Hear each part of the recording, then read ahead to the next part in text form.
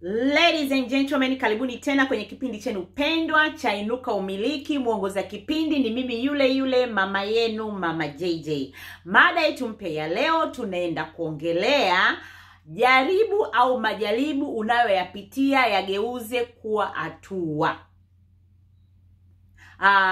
Kwa nini naongea hii mada yetu hii? Ni kwa sababu kila mwanadamu ambaye yuko hai, ambapo bado unaishi, majaribu ni pati ya maisha. Hakuna mwanadamu ambaye hapiti kwenye majaribu.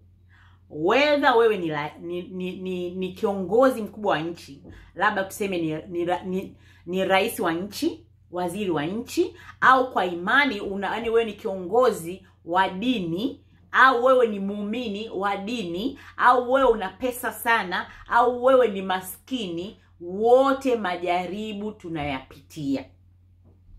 Lakini tunayapitia katika sehemu mbalimbali. Kuna mwingine anapitia kwenye majaribu haya, mwingine anajaribu majaribu mengine. Wewe unaweza kupitia kwenye jaribu la ndoa, mwingine akapitia jaribu la ulezi, mwingine akapitia jaribu la kazi, mwingine akapitia labda jaribu la biashara. Umeona? Kwa hiyo haya majaribu yanatofautiana. Sasa kwa nini tena tunaendelea kuongea hii topic? Kwa sababu kwenye majaribu hayo kuna vitu viwili. Kuna kushinda jaribu na kuna kushindwa jaribu. Lakini vile vile tukumbuke kwamba mwanadamu ameumbiwa nguvu ndani yake ya kushinda au ya kushindwa. Maamuzi anayo yeye au unayo wewe unaopitia jaribu, kwamba unataka kushinda au unataka kushindwa. Naposema hizi choice mbili, sio kwamba ni kitu chepesi ya kusema kwamba utashinda, lakini wewe ndani yako unaamua nini. Moja, wewe ndani yako unaamuaje kupambana na hilo jaribu, hayo majaribu unayoyapitia. Kwa mfano, mtu ambaye anapitia kwenye jaribu la ndoa. Kwenye ndoa utakuta kuna jaribu labda la mke wako au mume wako anachiti. Kuna wengine akishapata tatizo kama hili, moja kwa moja magonjwa yanamuondoa kufa. Lakini haikuanza kwako wewe, kwa hiyo inabidi wewe usimame ukubali kulishinda lile jaribu. Au kuna mwingine katika ndoa, kuna mwanamume amemwacha mwanamke ambaye wameanza naye maisha from scratch. Amepata pesa, amemwacha. Au mwanamke anamwacha mume wake, labda amepata mwanamume mwingine mwenye hela zaidi ya yule mwanamume na kashfa juu. Unakuta katika mtu aliyeachwa, unakuta anaathirika kiasi kwamba maisha ana give up. Anaona kwamba this is the end. Lakini kama wewe umeamua kushindwa, umeamua kushindwa, ndio itakupelekea kwenye magonjwa na matatizo mengine ya mental health, mpaka sengine kifo. Lakini kama umeamua kushinda, unakubaliana kweli nimeachwa. Na kuna watu wanaachwa lakini baadaye wanasimama mpaka yule mtu aliyemwacha anamtamani tena. Umeona? Mwingine anapitia jaribu la kufukuzwa kazi. Kuna mwingine akifukuzwa kazi maisha yanaishia pale, anaporomoka moja kwa moja na hata kunyanyuka hawezi tena. Lakini kuna mtu mwingine amefukuzwa kazi, alikuwa ameajiriwa, lakini badala yake anageuka yeye kuajiri watu. Maana yake amefukuzwa kazi, amejiajiri na ameajiri na watu wengine. Hii ndio maana ya kushinda. Kaamua kwamba sio kwamba kuamua kwamba upiti kwenye machozi. Utapita kwenye machozi, utapita kwenye moto, utapita kwenye maji marefu, lakini ukiibuka unakuwa mtu wa kushinda na vile vitu vinaonekana. Kama ulifukuzwa kazi, lakini wewe umeajiri watu wengine badala ya kufukuzwa kazi. Haya, mfano mwingine nikapita kwamba kuna mtu anapitia jaribu la ulezi wa watoto. Utakuta mtoto labda mkabaji, mwizi, mlevi, umeona, yani amekuwa drug addicted. Kwa hiyo unakuta mzazi anamwangalia mtoto wake, anakata tamaa, anapata stroke, anaumwa, yani mpaka kifo kinamtokea. Mwingine yani anakuwa kabisa maisha yameishia pale. Lakini kuna mwingine anasimama pamoja na mapito haya. Sitokubali kufa, sitokubali kuumwa, sitokubali kuyapoteza maisha. Lakini saa nyingine na Mungu alivyokuwa wajabu, unashangaa yule mtoto pamoja na ukabaji. Kuna wa viongozi wengi wa dini wamepita kwenye mkakati yani kwenye hizo tabia kwenye hizo tabia labda za ulevi, za ukabaji, za ujambazi, wamekuja kuwa watumishi wakubwa. Wengine wamekuwa wafanya biashara wakubwa. Wengine wameajiri watu. Lakini sasa jifikirie kama mzazi umekata tamaa mpaka umekufa, haya mafanikio mtu amekuja kubadilika, huwezi kuyaona. Na mzazi unapokufa unaacha, yani kwamba mzazi unapokufa unaacha na watoto wengine kwa ajili ya tatizo moja, na hao watu wengine wanakosa role model, wanakosa kiongozi, wanakosa upendo wa kutoka kwa mzazi. Kwa hiyo kwenye hili tatizo la ulezi linapopita sehemu yoyote, jipe moyo. Ni muda wa kukaa kujipa moyo kulishinda lile tatizo. Umeona? Kuna mwingine sasa, mfano mwingine.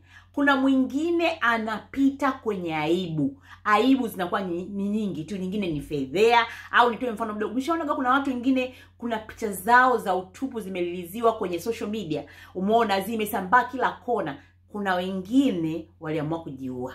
Kuna wengine waliamua kujificha. Kuna wengine walikimbia kazi, wamefanya na mambo mengine. Lakini kuna mwingine anasubiri kwamba social media iongee, watu waongee, alafu anasimama tena na hao watu they are doing great, ambapo watu walikuwa wanategemea kwamba huu ndio mwisho wake kwa vile kila kitu kimeonyeshwa, lakini anasimama na kujiamini na bado anakuwa great. Katika hii mifano ambayo nimeitoa, kuna kitu kimoja wanadamu nataka nikukumbushe. Unapopita kwenye jaribu au kwenye jaribu au majaribu ambayo ndani yake yamejaa mateso, maumivu, aibu, fedhea, zoruba, kila kitu, wanadamu wengi sana wanapenda kuona mtu anapita kwenye majaribu au jaribu. Watu wengi wanategemea hiyo ndio mwisho wako. Umeona? Naweza nikasema tu kwenye 100%, labda 40 wanaweza kukuonea huruma, lakini 60 wanafurahia wakijua mwisho wako. Sasa hebu jaribu kumbuka hao maadui ambao wanakaa wanasubiria kwamba huo ndio mwisho wako, hautonyanyuka tena. Jaribu hata kama wenyewe unashindwa, lakini for the sake of these enemies, simama na uonyeshe kama wewe unaweza. Na kitu kingine tena nataka nijaribu hapa kukiongelea, tujaribu kuelewa kwamba unapopita kwenye jaribu na ukalishinda, kuna vitu vingi utaona mabadiliko. Au nirudie vizuri hapa. Unapopita kwenye jaribu au majaribu, kuna mabadiliko yatakuwa aina mbili. Utakaposhindwa lilo jaribu kulivuka, yani mabadiliko yatakuwa mabaya sana.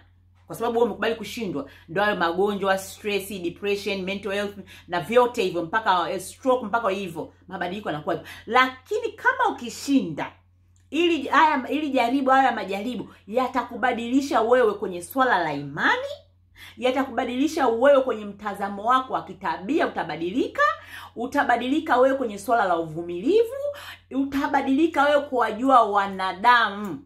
Kwa sababu kwenye jaribu au majaribu, hapo ndipo utapojua wanadamu wako saidi gani. Hao marafiki, kuna baadhi wengine wataanika majaribu yako, wataanika mateso yako unayoyapitia. Lakini kuna wawili au mmoja, umeona, ambao watajaribu kuyafunika matatizo au aibu yako unayopitia. Au hilo jaribu unalopitia limebeba aibu, limebeba mateso, limebeba machozi, lakini kuna marafiki ambao watakufunika.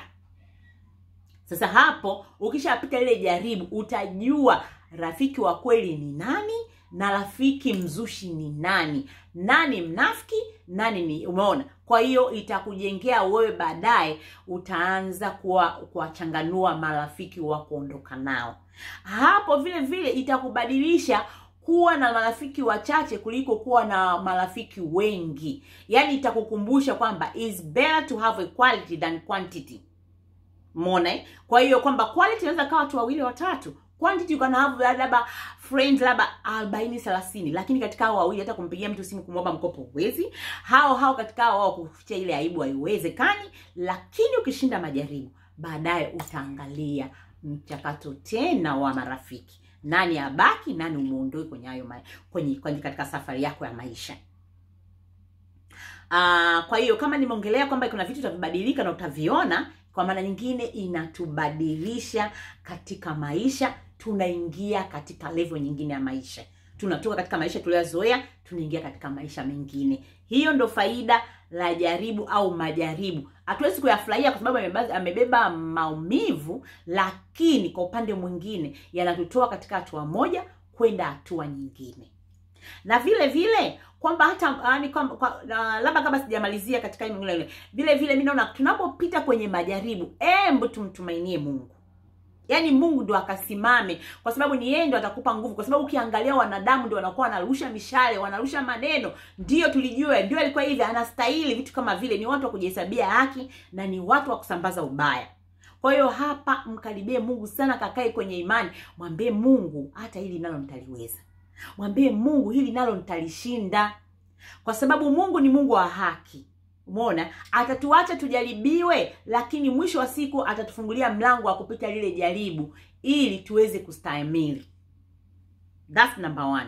Number 2, kuna mambo ambayo kwa mwanadamu hayawezekani, kwa Mungu inawezekana.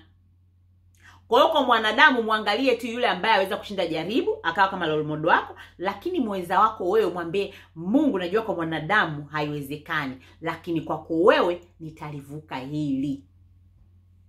Sasa kwa muda huu naongea, kuna mwingine sasa hivi anavuka jaribu. Dakika hii ninapoongea na wewe, na kuna mwingine ndio anaingia kwenye lile jaribu. Kwa hiyo kwenye hili jaribu, kama nilivyosema, jangalia watu wa kukuzunguka. Sio wote wanastahili kuwa na wewe katika kipindi cha machozi na mateso, na utawagundua baada ya kupita hilo jaribu. Jamani, matumaini yangu sana yameeleweka, nami nasema asanteni sana. Ila ninaomba kwa muda huu, kuna mtu unamjua anapita kwenye jaribu, share naye hii video right now. Mwambie atavuka na atakuwa better than that. Mungu anaachiliaga haya majaribu, lakini mwisho wa jaribu kuna neema. Ndio maana nimetoa mfano, kuna mtu anafukuzwa kazi, lakini baadaye yeye anakuja kuajiri watu. Yaani anakuwa na kampuni yake na anaajiri watu, lakini historia alifukuzwa kazi. Kuna mtu aliachwa kwa machozi, lakini baadaye yeye anaolewa na mtu mwingine tena, au yote ile mtu alimwacha baadaye anakuja kuomba solo, wanarudiana tena. Kwenye ulezi nimeshaje kuongelea hapo, mtoto alikuwa jambazi lakini baadaye anakuwa kiongozi mkubwa, anakuwa mfanya biashara mkubwa. Umeona, kuna kwenye aibu baadaye unakuwa the great person. Kwa hiyo mtumie huyo mtu, mwambie atashinda na inawezekana, na atakuwa mkubwa zaidi hapa anapopita.